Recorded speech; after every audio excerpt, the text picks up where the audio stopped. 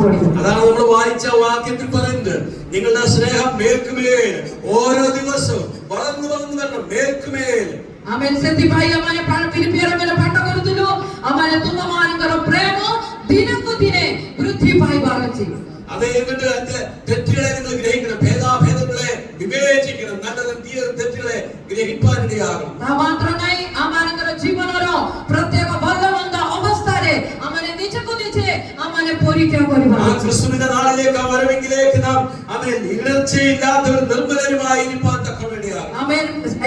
ସେହି ପ୍ରକାର ଯଦି ତୁମେ ଈଶ୍ୱରଙ୍କର ଆଗମନ ସମୟରେ ଆମେ ତାଙ୍କୁ ଭେଟିବା ପାଇଁ മേഘമണ്ഡലରେ ତାଙ୍କ ସହିତ ନିଦ ହେବ।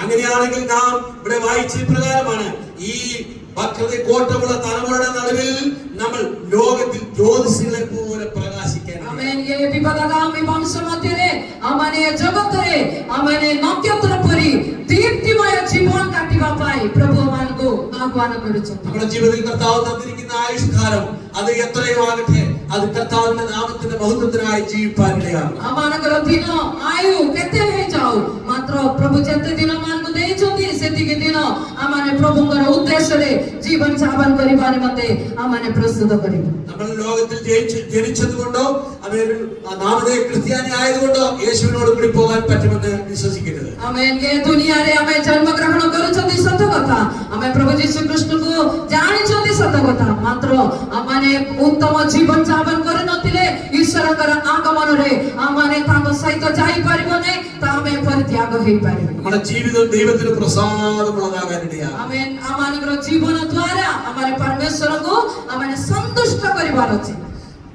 15ാം സങ്കീർത്തനത്തിലെ പ്രകാരമാണ് അവിടെ എഴുതിയിരിക്കുന്നത്, ഗീത സംഗീത 15 മധ്യକୁ ଆମେ ଯିବା, ସେଠି ଏହି ପ୍ରକାର ଲେଖିଛନ୍ତି, യഹോവയുടെ കൂടാരത്തിൽ ആർ പാർക്കും, പരമേശ്വരଙ୍କର ଗୃହରେ କିଏ ବାସ କରିବ, അവന്റെ വിശുദ്ധ പർവ്വതത്തിൽ ആര് വസിക്കും, ആമേൻ। ତାଙ୍କର ପବିତ୍ର ପର୍ବତରେ କିଏ ବାସ କରିବ, ആർക്ക് അവിടെ ചെല്ലുവാൻ ദൈവത്തോട് കൂടെ വസിപ്പാൻ കഴിയും, ആർക്ക് ദൈവത്തിന്റെ സന്നിധിയിൽ നിൽപ്പാൻ കഴിയും എന്നാണ് അവിടെ പറയുന്നത്। ആമേൻ। ଏଠି ଏହି ପ୍ରକାର କହୁଛନ୍ତି, ସଦାପ୍ରଭୁ ତୁମର ଆବାସରେ କିଏ ପ୍ରବାସ କରିବେ, ଆଉ ତୁମର ପବିତ୍ର ପର୍ବତରେ କିଏ ବାସ କରିବେ। അവിടെ അതിന്റെ ക്വാളിഫിക്കേഷൻ എല്ലാം എഴുതിയിട്ടുണ്ട് എന്താണ് വേണ്ടതെന്ന്। ആമേൻ। ତଳକୁ ମାନେ ଭଲ ଭାବରେ ବହୁତ ସ୍ପଷ୍ଟ ଭାବରେ ତଳକୁ ଲେଖିଛନ୍ତି, നിഷ്കളങ്കനായി നടന്ന് നീതി പ്രവർത്തിക്കണം। ആമേൻ। ଯୋଉ ଜନ ଶରଣଦାରେ ଆଉ ଧର୍ମ କର୍ମରେ ആമേൻ ଆପଣା ଅନ୍ତଃକରଣରେ ସତ୍ୟରେ ହୁଏ, അതെ, ഹൃദയപൂർവ്വം സത്യം ഉള്ളവരായിരിക്കണം।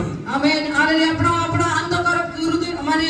അന്ധകരണരെ സത്യ കൊയ്യുവാ ലോക, നാവ് കൊണ്ട് കൊള്ള പറയാതെയും കൂട്ടുകാരന് ദോഷം ചെയ്യാതെയും കൂട്ടുകാരന് അവമാനം വരുത്താതെ ഇരിക്കുന്നവനായിരിക്കണം। ആമേൻ। ജിഹ്വാരെ ആമേൻ കാഞ്ചന ନ କରି ଆଉ ଆପଣା ହାଲେଲୁୟା ମିତ୍ରମାନଙ୍କ ସହିତ ଅନିଷ୍ଟ ନ କରିବା ଲୋକ ପରମେଶ୍ୱରଙ୍କର ଆବାସରେ ବାସ କରିବେ। വചനനായവനെ നിത്യനായി എണ്ണം, യഹോവഭക്തന്മാരെ ബഹുമാനിക്കുന്നവനും സത്യം ചെയ്തിട്ട് ഛേദമൊന്നാലും മാറാത്തവനായിരിക്കണം। ആമേൻ। जो दुष्टरे पाप आमने तुच्छीकृत हुए, मात्र सदा प्रभु को बाहेगारी माने സമാധാന करे। ഈ മർദ്ദത നമ്മുടെ ജീവിതത്തിൽ കായ്ക്കേണ്ട ഫലമാണ്।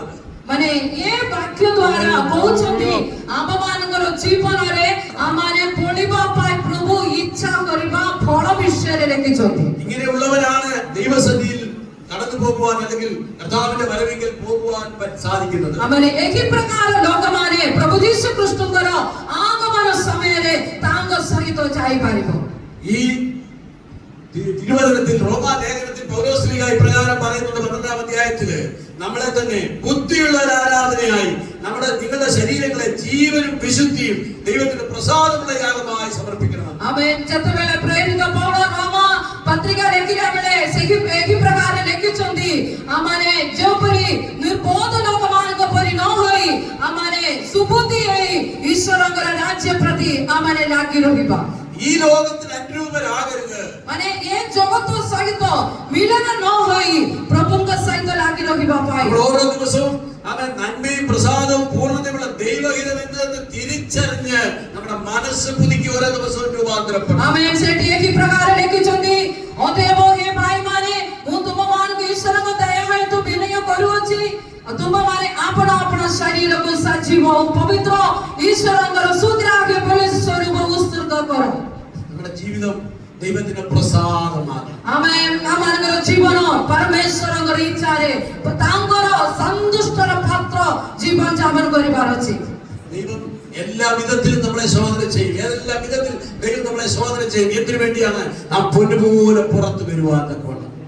ଆମମାନଙ୍କୁ ପରମେଶ୍ୱର ପ୍ରତିଦିନ ପରୀକ୍ଷା କରିବେ, କାରଣ ଆମମାନେ ଯେପରି ଶୂନ୍ୟ ପରି ବାହାରି ଆସିବା। ദൈവം അങ്ങനെയാണ് നമ്മെ ശുദ്ധീകരിച്ച് തന്റെ സന്നിധിയിൽ ചേർക്കുവാൻ ആഗ്രഹിക്കുന്നത്. ପ୍ରଭୁ ଯୀଶୁ ସେହି ପ୍ରକାର ଆମମାନଙ୍କୁ ପବିତ୍ର କରି ଶୁଦ୍ଧି କରି ତାଙ୍କର ସତ୍ୟକୁ ନିୟମ କରିବା ପାଇଁ ଆମମାନଙ୍କ ବିଷୟରେ ଇଚ୍ଛା କରୁଛନ୍ତି। ചിലപ്പോൾ നമുക്ക് നമ്മളെ മുറിക്കുകയും ചെത്തുകയും ചെയ്യുമ്പോൾ വേദന വരാം, ബുദ്ധിമുട്ട് വരാം, നഷ്ടങ്ങളും വരാം. പക്ഷെങ്കിൽ അതിനെയൊക്കെ നമുക്ക് അനുഗ്രഹമാക്കി നമ്മുടെ കർത്താവ് തരും. ആമേൻ. କାଳେ ଯେତେବେଳେ କେତେକ ପରୀକ୍ଷା ମାନଙ୍କର ଜୀବନରେ ଆସେ, ସେ ସମସ୍ତ ପରୀକ୍ଷା କାହିଁକି ଆମମାନଙ୍କର ଜୀବନରେ ଆସୁଛନ୍ତି, ପରମେଶ୍ୱର କାହିଁକି ତାହା ଆମମାନଙ୍କର ଜୀବନରେ ଆସିବା ପାଇଁ ଦେଇଛନ୍ତି, ଆମମାନଙ୍କର ଶୁଦ୍ଧୀକରଣ ନିମନ୍ତେ, ଆମମାନଙ୍କର ପବିତ୍ରତା ନିମନ୍ତେ। ବେଳେ ବେଳେ କାଟିବ, ବେଳେ ବେଳେ ଦୁଃଖ ଲାଗିବ, ବେଳେ ବେଳେ ପ୍ରଭୁ ବହୁତ କିଛି ବେଦନା ଲାଗିବ, ମାତ୍ର ତୁମକୁ ପରମେଶ୍ୱର ପବିତ୍ର କରିବା ନିମନ୍ତେ ତାହା କରୁଛନ୍ତି। നമ്മെ ശുദ്ധീകരിക്കുവാനാണ് ദൈവം അതൊക്കെ നമ്മുടെ ജീവിതത്തിൽ തരുന്നത്. ପ୍ରଭୁ ଆମମାନଙ୍କୁ ଉତ୍ତମ ସୁଗ୍ରାହ୍ୟ ବେଳି କରିବା ନିମନ୍ତେ, ମାନେ ଉସ୍ତୁତ କରିବା ପାଇଁ ପ୍ରଭୁ ସେହି ପ୍ରକାର ଆମମାନଙ୍କୁ କରୁଛନ୍ତି। യേശു കാൽവരിയിൽ മരിച്ചത് അതിനു വേണ്ടിയാണ്. ପ୍ରଭୁ ଯୀଶୁ ଖ୍ରୀଷ୍ଟ କାହିଁକି କ୍ରୁଶରେ ଆମ ନିମନ୍ତେ ମୃତ୍ୟୁବରଣ କଲେ, ତା ପାଇଁ ଆମମାନଙ୍କୁ ପବିତ୍ର ଆଉ ନିର୍ଦ୍ଦୋଷ ଭାବରେ ଆମମାନଙ୍କୁ ନେବା ପାଇଁ।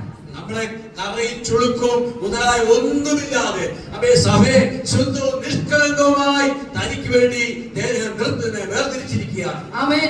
ପରମେଶ୍ୱର ପ୍ରଭୁ ଯୀଶୁ କାହିଁକି ଏହି ପ୍ରକାର କଷ୍ଟ ଅନୁଭବ କଲେ, ଆମେ ପବିତ୍ର ମଣ୍ଡଳୀ ଯେମିତି ଆମେ ପବିତ୍ରତା ସହିତ ଯୁକ୍ତ ଯୁକ୍ତ ଭାବରେ ପ୍ରଭୁଙ୍କର ଉତ୍ତମ ସତ୍ୟକନ୍ୟା ସ୍ୱରୂପ ବାହାରିବା ନିମନ୍ତେ ଏ ସବୁ କିଛି କଷ୍ଟ ସେ ଅନୁଭବ କଲେ। അവൻ അതിനെ തന്നെ അതിനായി ഏൽപ്പിച്ചു കൊടുക്കുവാനിടയായി. ସେଥିପାଇଁ ପରମେଶ୍ୱର ପ୍ରଭୁ ଯୀଶୁ ଖ୍ରୀଷ୍ଟ പൂരാപൂരി ଆମ ନିମନ୍ତେ କ୍ରୁଶକୁ ସେ ସମର୍ପଣ ഇന്ന് പകൽ ആ യേശുവിന്റെ കാൽവരി സ്നേഹത്തെ, കാൽവരി യാഗത്തെ നാം ഒന്ന് ധ്യാനിക്കുന്നത് നല്ലതാണ്. ଆମେ ଆଜି ଦିନ ବେଳେ ଆମମାନେ ସେ ପ୍ରଭୁ ଯୀଶୁ ଖ୍ରୀଷ୍ଟଙ୍କର କଷ୍ଟାନୁଭବକୁ ଆମମାନେ ଥରେ ମଣ୍ଡଳୀ ଟିକେ ଧ୍ୟାନ କରନ୍ତୁ, ତାହା ଆମମାନଙ୍କର କ୍ରିସ୍ତୀୟ ଜୀବନ ପାଇଁ ଉତ୍ତମ ହେବ। അതെ, ദൈവം അവൻ ദൈവരൂപത്തിലിരിക്കെ ദൈവത്തോടുള്ള സംബന്ധം മുറുകെ പിടിച്ചുകൊള്ളണമെന്ന് വിചാരിക്കാതെ അവൻ ഹല്ലേലൂയ ദാസനായി വേഷത്തിൽ മനുഷ്യനായി വിളങ്ങി മരണത്തോളം, ക്രൂശിലെ മരണത്തോളം തന്നെ താൻ ഏൽപ്പിച്ചു കൊടുത്ത കർത്താവ്. ആമേൻ. ସେ ଈଶ୍ୱର ରୂପିଥିଲେ ବି ସେ ସ୍ୱର୍ଗରେ ବାସ ନ କରି ହାଲେଲୁୟା ତଳକୁ ଏ ପୃଥିବୀକୁ ଆସି ଆମମାନଙ୍କ ନିମନ୍ତେ କ୍ରୁଶରେ ସେ ପ୍ରାଣ ଅର୍ପଣ କରିବା ପରମେଶ୍ୱର ଠାରୁ। ആ കർത്താവിന്റെ വരവിനെ കുറിച്ചാണ് നമ്മൾ ഇന്ന് പകൽക്കാലം ചിന്തിക്കുന്നത്. വേഗം വരാറായി. ആമേൻ. ସେ ପ୍ରଭୁଙ୍କର ବିଷୟରେ ଆଜି ଆମେ ଚିନ୍ତା କରୁ। ସେ ପ୍ରଭୁ ଯୀଶୁ ଖ୍ରୀଷ୍ଟଙ୍କର ആഗമന ആദി സന്നികട ଅଟେ।